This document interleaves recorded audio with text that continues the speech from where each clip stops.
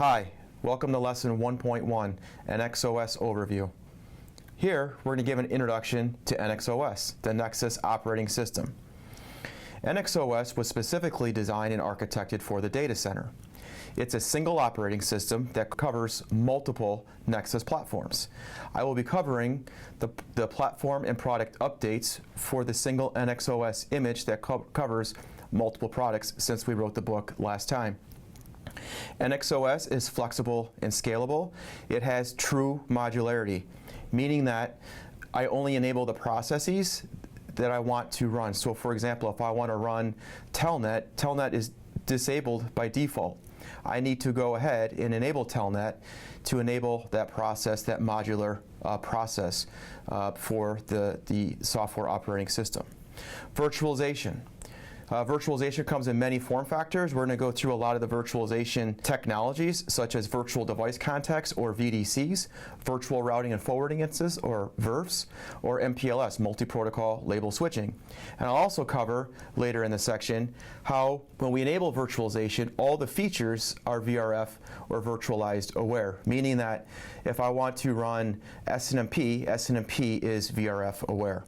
And then we have resiliency, meaning that I have high availability between network devices from a routing protocol, so I have nonstop routing, or NSR, and nonstop forwarding, NSF. I also have inbox redundancy, such as stateful switchover between supervisor modules, and I also have IPv4 and IPv6 routing protocol support, or address family support within NXOS. We're going to cover key features and benefits of NXOS, virtualization features.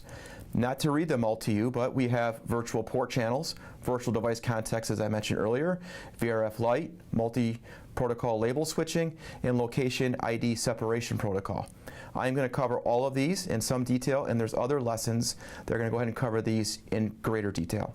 But at a high level, virtual port channels allows me to take two devices and form a LACP port channel, if I can support LACP on both sides, and it allows me to go ahead and create an Ether channel and forward on alternate or multiple paths. Historically, we've ran spanning tree, and if I had multiple paths, I would have one forwarding and all the other ones blocking. So it allows me to do multi-chassis Ether channel to go ahead and have multiple paths forwarding to have higher resiliency, higher bandwidth, and better utilization of my uplinks, whether it's to a server or infrastructure devices.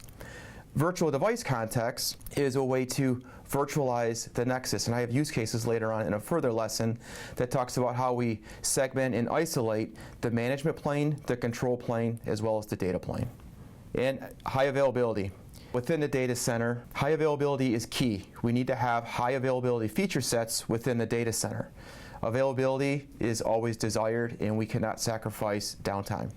So we have things such as ISSU, in-service software upgrades, meaning that I can go ahead and start with one version of NXOS and do an ISSU, and I can go ahead and do an ISSU, a hitless upgrade from one software version to the next.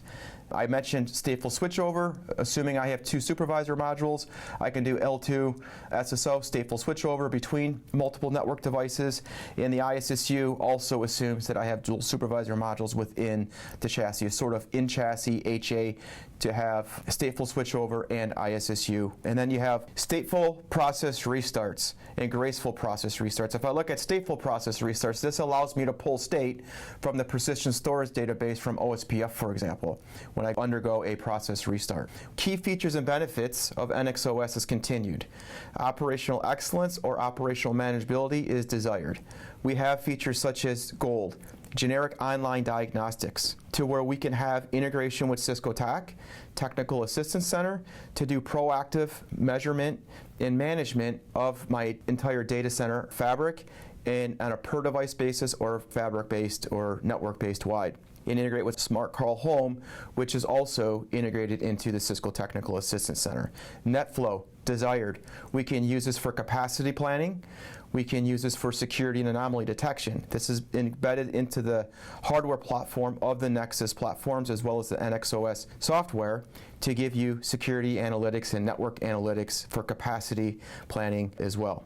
Then we have some other capture tools such as SPAN and ERSPAN. ERSPAN allows me to run SPAN across layer 3 boundaries to where I sort of use like a GRE type tunnel between my source and destination. Wireshark, very key operational benefit. It's embedded in the NXOS. I can go ahead and capture control plane and data plane information off the device. Why is that important? Now I don't have to go ahead and have sniffers everywhere, because historically, whenever you need to do a root cause analysis, sniffers are never where you need them to be. So I can sort of limit the amount of captured traffic and see specifically what I want to see. And then we have different APIs in addition to SNMP. So we have NetConf XML, Python, for example, to go ahead and get different mechanics or different ways to integrate into the NXOS software. With NXOS, we have a distributed architecture, meaning that the supervisor module is the element of all the control plane work that happens within that. All the I/O cards are distributed, and then we have centralized distributing from a data plane perspective. So I have forwarding engines on each line card, and that's decoupled from the supervisor module. So the only thing I really have running on the supervisor module is control plane. I have independent processes and forwarding tables on each I/O module, irregardless of the I/O module type that I have. So what is that out to? I have a dedicated control plane running on the supervisor module, and I have a dedicated data plane running on each I/O card. It allows me to scale as well as perform in-service software upgrades, stateful switchover, and it's also supported on the Nexus 7000, 7700, and the newly introduced Nexus 9500 series platforms.